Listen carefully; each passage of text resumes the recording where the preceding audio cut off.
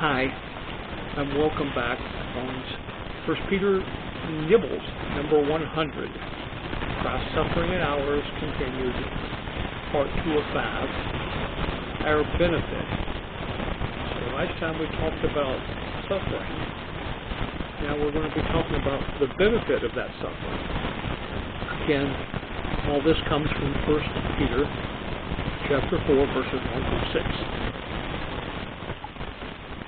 And we first asked the question, as sort of a subtitle here, our benefit in suffering? We don't generally consider suffering to be a benefit. It's something we have to deal with, and it's something which may or may not be a good thing, but it's never something that we would consider a benefit. A benefit is, the thing that the company that hires you is going to give you, in addition to your salary or your paycheck.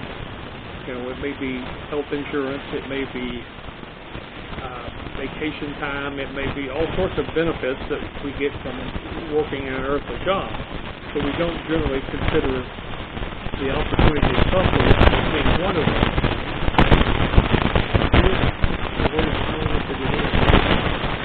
So why is this in the Bible? It helps us understand why God allows us to suffer. Remember, God is the God of everything, so He can prevent any particular thing from happening. However, He understands that our suffering is important in our spiritual growth and our ability to represent Him here on earth. Communication, we are to suffer for others. This is not a self-serving suffering. I'm afraid of that surgery, so I'm just going to sit here and suffer because my knee hurts me every time I walk on it. That's a suffering, and we were making a choice there between the regular pain of the sore knee and the intensive difficulty we may be having the first few weeks after having a surgery to fix the knee. It's a choice. But that's not what we are to suffer. We're not suffering for ourselves. We're suffering for others. The application to me. I'm going to just quote a useful commentary by Warren Wiersbe, and this is related to the first verse of our reading. Suffering plus Christ in our lives can help us have victory over sin. But the central idea here seems to be the same truth taught in Romans 6.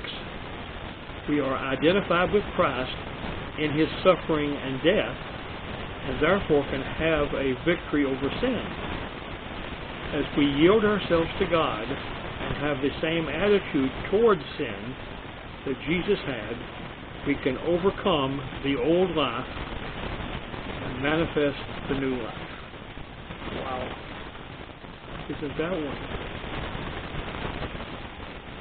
Well, God leads us with suffer for others as my Son did for you. It's like we accepted the Son's suffering for our own good,